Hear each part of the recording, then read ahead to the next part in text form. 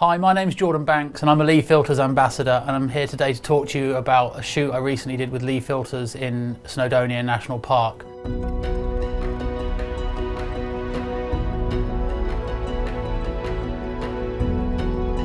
One of the locations that I wanted to visit was the cottage at Llanrhyd.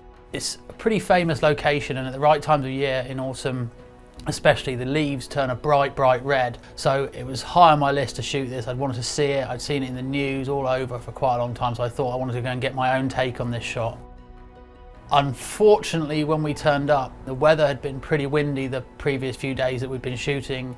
We'd had strong winds, and on arrival at the cottage, all the leaves had actually been blown off the side of the building, so it was now just twigs and sticks and actually looked like a complete mess. It could work if you do it something different, because it's kind of creepy, isn't it? But I think we really needed the leaves. Yeah, this whole thing would be red.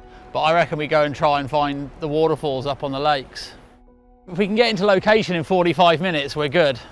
Because we'd arrived with plenty of time in late afternoon, just jump in the car, drive ourselves to the mountain spot to Llyn Ogwen, and actually still get a pretty successful shoot out of that where the conditions really played ball. I'd pinned multiple locations for my shoot and where I wanted to shoot, and one of the top locations I actually put on there in my highlights was Llyn Ogwen and the waterfall above Llyn Ogwen and the view over the valley towards the lake. So we're just going to head up, and these are the waterfalls here. So as you can see, we can get up to little bits, we can get up to the high bits. It depends how far we get within the time before the sun and the light hits. So the valley around Llyn Ogwen is pretty impressive. There's towering mountains, hills all over. There's so many different possible compositions as a photographer that it's kind of a little bit daunting to actually work out where you're going to be and what you're going to shoot in the final shot. And just given the fact there was so many options as well with the view for the background, the foreground, it wasn't the easiest to compose just because you were given so many options. You were spoilt for choice, I guess, really, with the grandeur of the whole location.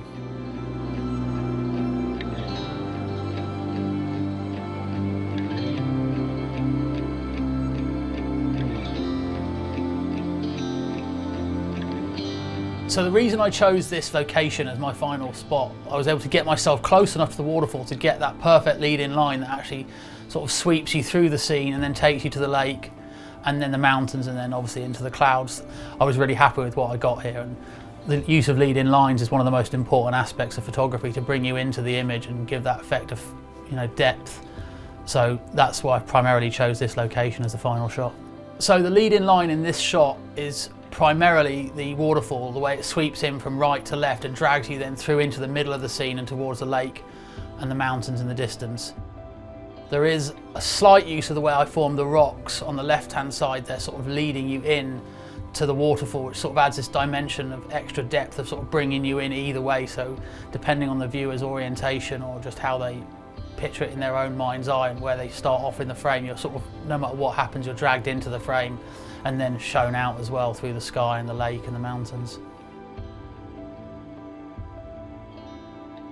As you can see from the shot of Llyn Ogwen and the waterfall without any filters on, it's kind of drab, there's a bit too much texture in the water, it hasn't really got any atmosphere. So I used two main filters to achieve that sort of more atmosphere, more motion, more depth, more feeling in my photograph or my final image, to slow down the water, so I got that sort of creamy, milky effect and blurred effect of the water, because just having those textures in the water really freezed on a faster shutter speed really didn't work, and I needed to have it a long shutter speed to really get it really blurry and creamy. At the same time, given the conditions we were on that day, which is perfect for me actually, where one of those occasions where wind is great, so the clouds were moving very fast. Those long shutter speeds, I managed to get a lot of blur in the clouds and a little bit of motion as well, so you sort of got these solid scenes of the lake and the mountains and the rocks in the foreground.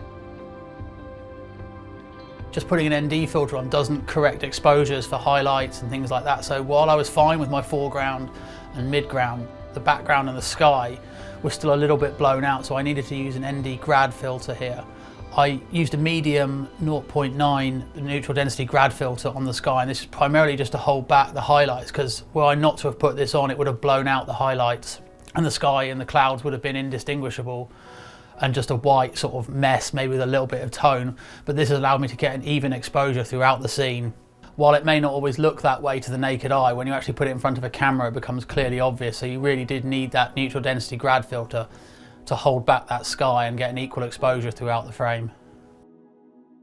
So the reason I've managed to catch some colour in the sky here is obviously the time of day, but as well the use of a neutral density grad filter has allowed me to capture that without actually doing multiple frames or multiple exposures and blending.